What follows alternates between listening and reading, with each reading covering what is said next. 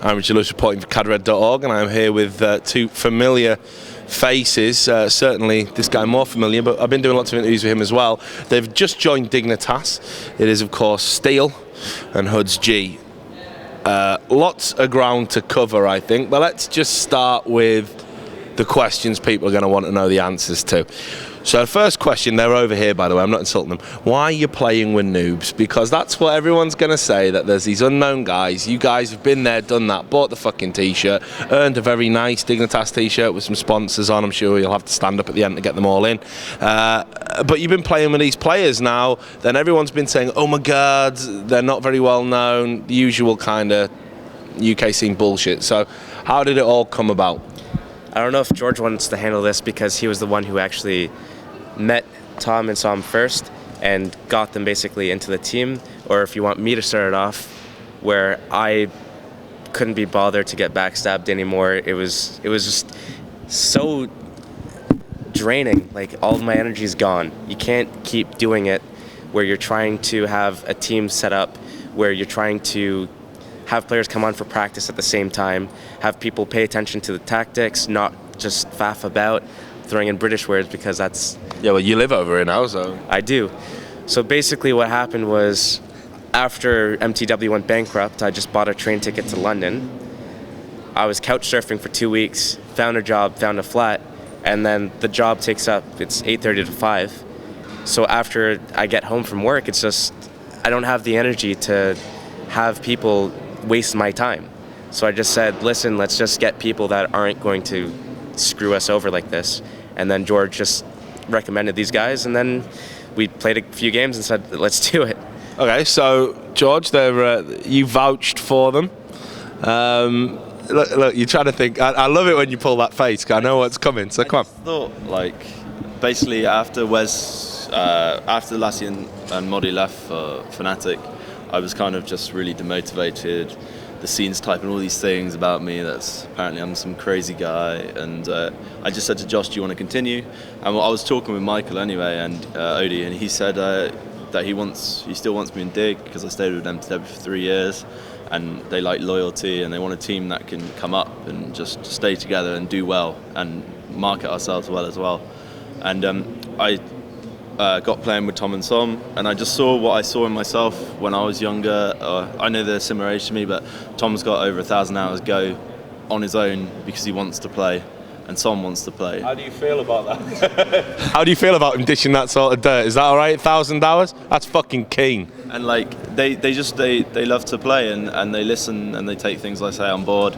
They don't get offended. They like how I am. I get on well with them. And yeah, Wes decided to quit after last year. Modi quit, so I decided to go this route really because I was just sort of tired of building these teams and playing for months and then not getting to an event, and then all the disappointment really. And then when Andre left me, that was disappointing as well, really. So. Well, let's talk. Right, we're going to talk about the individuals of the various stabbing elements that you were talking about, but I want to ask about this reputation you've acquired for yourself, George. This reputation where, you know, I see people posting that the UK scene is supposedly done with you, and you know, people aren't going to want to play with you. You're never going to be in a top team again. Blah blah blah blah blah. How much of this is true? I mean, like, just how crazy are you? Is the question. The thing is, not really. I have my moments like anyone else. Like, me and Josh argue sometimes, but you should ask the new guys really. Like, they get along well with me. I just want to do things 100%, and when people say they're going to be there on a day, on a time, and consistently don't turn up or do things that disrupt the practice, they're not only letting themselves down, they let the 4 other guys down. And I've got a girlfriend of 6-7 years now, and I cancel things with her to play, family stuff, and that's why people dislike me, I suppose. And the scene being done with me is just, I don't know, I've done so much for the younger players in the past, and like UK scene, and like pushing Source, and I've done charity events for Source and all this sort of stuff. It's just weird. I think that the top UK players, they say they're done with everyone, and then you see the same rotation of people in the same teams. I don't think it's ever going to be the case. I had offers to join top teams with top players, and I said no because I wanted to stay loyal to people, and I was one who ended up with nothing in the end. So like Andre, for example, in Mouse, I could have left several times for other things and stayed in MTW. And people say I stay for money, but I'm still playing now, and I'm doing it because I enjoy the game. So I don't know. I don't say I'm crazy. Like, I've got my problems, for sure. It's well known that I've got OCD. I can't help that. I just try and deal with it, but it drives me to be passionate and really, I got a really focused mindset when I want to do something. And the guys so far, I asked them, I said, you know, are you sure you want to do this? And how do you feel about me and all this? And they said, fine, they got no problem with me. So I think it's just a couple of people online just like to spread things and believe everything they're told. And it's not right, really. So you got fucked over as well by the whole, well, you know, and it's hard to say because obviously I know Lasser quite well, and they had the option to take a salary or stay together in a team, and they went and took the salary. Yeah. Which of course is something that you guys hadn't done and I know you had offers. I know what they were. I won't go into that. So I mean, how does all that make you feel? And you know, you can't even say you'd have done the same in their position because you were in their position and didn't do the same.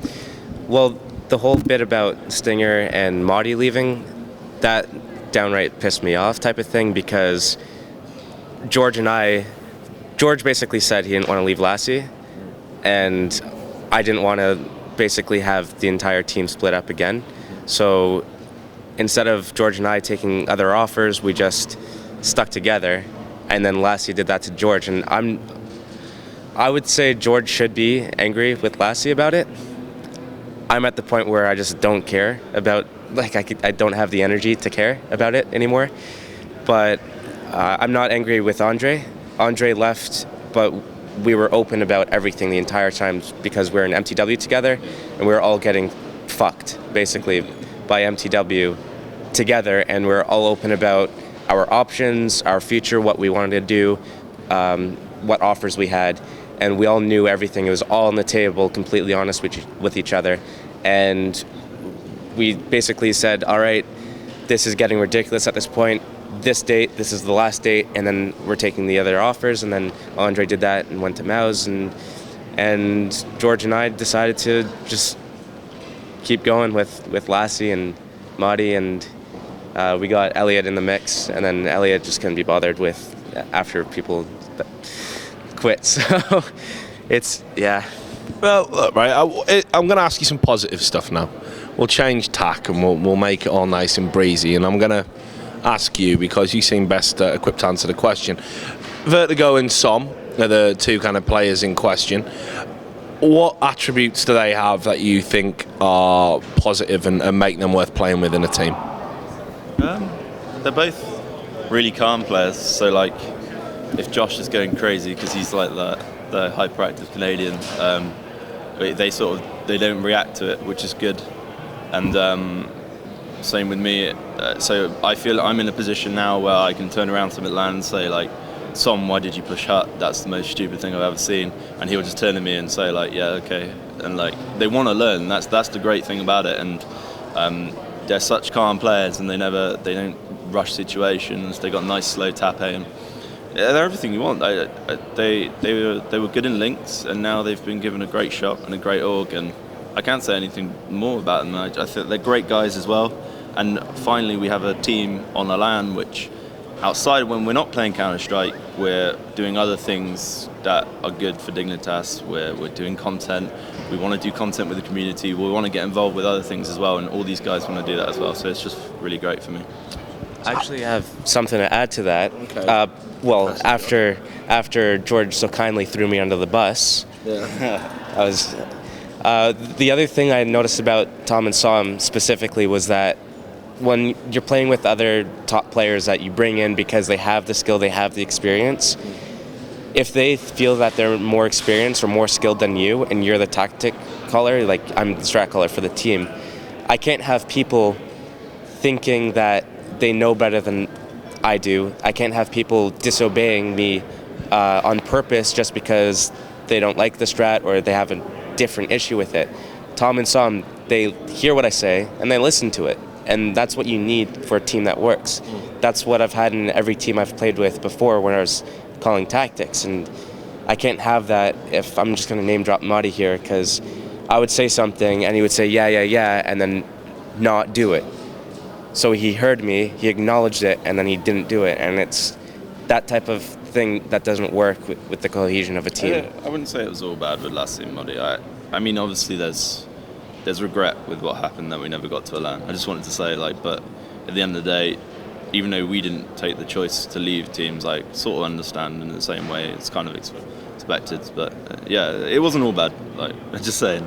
But yeah, it's great that these players, you can say anything, and they'll be like, okay, and then the next time they don't do the same thing, so they're learning, which is great. So. How did the move to Dignitas come about then? Because they were being strongly linked in the UK grapevine with Rattlesnake's team. I mean, I think a lot of people saw that as being a kind of natural, move for both parties. That didn't happen, and when you guys were picked up, I mean, don't get me wrong, we fueled the fire a bit because we were assholes at Cadred, obviously, and we were like, oh my God, here's a poll about this team. So you can thank. Well, actually, it was Mick's idea, wasn't me. So, but yeah, so you've had a very kind of, you saw from the community reaction, it was a move that not a lot of people thought was actually going to occur. So, how did it come about? Oh, me? I'm definitely asking you. Me? Well, it came about through George, so you should ask. Really? Yeah. Okay, I'm surprised by that. I thought you were the guy doing all the contacting. I was trying to contact teams, and I, obviously put my email address out there, and I was putting myself as the man to contact, but obviously there's only so much I can do and only so many teams I can contact, and George has the personal relationship with some of the other teams from his time on London Mint and CGS, and he knows people, he knows teams, he knows sponsors, so he had a lot of people to reach out to help out the situation. I'm only so limited because I'm foreign, first of all, and I haven't been in the scene for a long time. So George knew Odie on a personal level, and then he basically got to talking with him. So yeah, so Rams contacted me on Facebook, and he said, like, asked what we were doing this when we had Moddy and Lassie, and he put me back in touch with Michael Odie, and he obviously knows me from Salvo, and we spoke about, again, the commitment factor. He wanted to help me. It was bring the team in first, but afterwards he wanted to help me build a team that was committed, because I stayed in MTW so long, and yeah, it's really good. He just contacted me. We spoke for about a month, or maybe a month and a half, just talking everything through, what we want from a team, so everyone knows everything. And yeah, I just felt that it was an organisation I always wanted to play in. When I was in London Mint, I got along well with him and Salvo and everything like that, and it just felt like the natural progression. Finally, I'm in an org again, which was when MTW started. You had Marcus and everyone sort of in, and it was like a home. It was very like behind the scene. No one really knew what happened. It was just like a family environment. And with Dignitas, I got the same again. I feel comfortable. I like all the ideas that we get to do things outside the game. It's not just purely about playing. And yeah, I'm just really satisfied that we got to choose this, and we're both committed to each other. And so far, it's really good. And we'll meet again at Gadget Show in 2 weeks. So Team Dignitas, despite having a great pedigree within Counter-Strike 1.6, Counter-Strike Source, and certainly they've had a huge run of wins at I-Series. There was a time they were the dominant force and the team to beat. You guys are not the favourites at this event, I think that's fair to say. Do you feel that people are really underestimating you because of the, maybe unknown quantity of the team as a whole, or do you think that, maybe aiming for top 3, even in a weakened field like this, is still, that's still positive and still something you should be looking to achieve rather than saying, well, we're going to win? I smiled because I knew you were going to point the microphone in my direction. Yep, you're the go-to guy for the arrogant quotes, right? And that's the other thing. I think a lot of people watching this interview are expecting me to say... Oh, fuck, Alf will be all over this, man. Your friend Alf, he'll be like... Actually, he's toned down a bit. He's toned down. Like, he hasn't said anything negative in the last little while that I've seen. He's been getting electroshock, I think, that's why. Nonetheless, I think that are just how we're just recently formed, and how we have Tom and Sam, who are, I guess, arguably inexperienced. They haven't been in the finals of a LAN event. So we are the underdogs, and granted, it's probably acceptable to be that, seeing as in Nexus, they've all had players that have been at the top of their game, and Toxic, obviously a strong team with players that have been at the top of their games respectively, and both those teams formed before us, Toxic well before us, and Nexus, I guess, about a few weeks, a month before us. So they have more time together, they have more experienced players. Obviously they're the favorites, but I like how our team's been pulling together the last little while. The first week was very bumpy. I'm on... What does bumpy mean? I have Tesco brand internet. It's like really shit. And it's the basic package, so I can't play games and have proper registration, no lag spikes if my flatmates are home on Netflix or Skype on a call or something. So it's really difficult to play. And when I'm having problems playing because it's physically unplayable, or I'm trying to outplay someone and I have no registration, I get angry. I don't get angry at my teammates, I get angry at the game. And then when I'm just yelling and raging and stuff, I lose focus, I can't properly call tactics, and I think everyone just gets demotivated. That's what that does to me. Yeah, so then... Oh, no, I can guess. So then the two of us start arguing and bickering as well. So it was just not the greatest of environments, but I knew that once we got to a LAN event, it would have been completely different. And I think that we saw that just an hour ago in our first regular game match. Group stages yesterday were just having fun, basically getting to know each other, building a foundation. But now today is when we focus and strap down. But I feel like we have the potential to do something really well. I know Mick wrote an article about how we'll actually be good, and Nexus might have internal problems, and I think that he's right in that sense, that Weber and Rattlesnake situation, all we have to do is play on that a little bit, or I don't even think we have to play on it at all. It'll play on itself, and I think that will open up a slot for us to push through. Like, we don't even have to do much in that sense of outplaying them. I think that's going to get to themselves. So I think all we have to really do is focus on beating Toxic, and if we can do that, then we can see, and we play them in an hour from now, so we can have a good, you can get us for a second interview or something, and then you can ask me that again, and I can say it. But yeah, I'm really confident about this, and I feel good. If a Nexus of the team to beat, like my fine friend here says, George, will there be a personal level of satisfaction, given that, you know, the UK scene are done with you, and there's probably people in that... are there people in that team that have said bad things about you? Because it's hard to keep up with the bullshit in the UK scene. And if so, are you on a mission to sort of seek and destroy, i.e. as you were with Crack Clan at i36?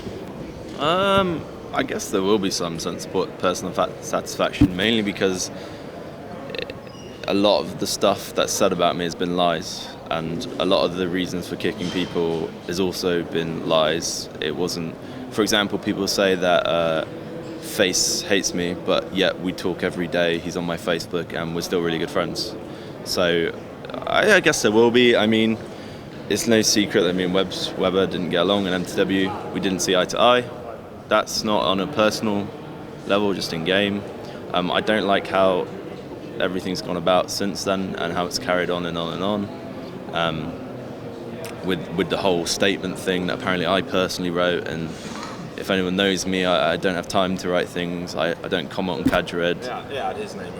I just don't get involved in that side of things, even when people are saying bad stuff. Of course it affects you eventually because of the type of guy I am, but you never see me on the forums flaming people or abusing people. So I think just the way the UK scene is, you don't know who's saying what about you, really. Like, you all meet at LAN, you all get along, and then back home it could be like, oh my god, this guy plays so bad in this round, and it's just the way it's always been, way back to even when I was in a ZBOD.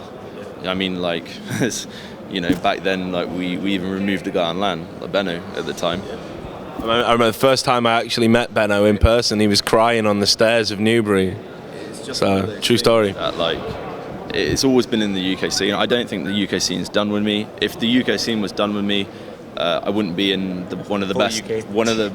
full UK team, and probably one of the best organisations in the world, run by a UK manager who knows me from 2008. So take what you will from it, but yeah, there will be. It very much feels like back to TCM days, Crack Clan, Four Kings. You know, I like that kind of game. I always get up for that, so you'll hear me probably. Well, look, it's been a pleasure to talk to you. I'm liking this new, mature, sensible George. I don't know about you, but this is like incredible. You're the same old asshole. Like, Okay. I was trying really hard this year. I'm only messing with you. I'm sorry, bro. But like, this is interesting. You've done a lot of changes, I think, since the last time we talked. So it's good to see. But yeah, this is the new Dignitas. And thanks for taking the time to talk to me, of course, guys. Best of luck for your game in an hour, and best of luck to you as well. Oh yeah, do you want to do the stand up and like do a twirl, or how does Odie like I'll it? stand up. I'll showcase my new. sponsors. Yeah. You can name them. No. You can name them, and I can. Right, well, I'll put the mic towards you. Do you know? Not stretch across. Just want to say thanks to all our sponsors, Alienware, Intel, of course you got Scan, big one, and all the sons on the side, Be Quiet, Twitch, and Kingston HyperX. And yeah, thanks to Odie and Dogbert and all the management team for getting behind us and believing in us. That's great. There you are. See, I never do shout outs usually, but for you guys, you know, the world is your oyster. So, to all the people out there, Canada.org, do stay tuned to the website. We're going to have more interviews like this one from here at i48. So keep watching.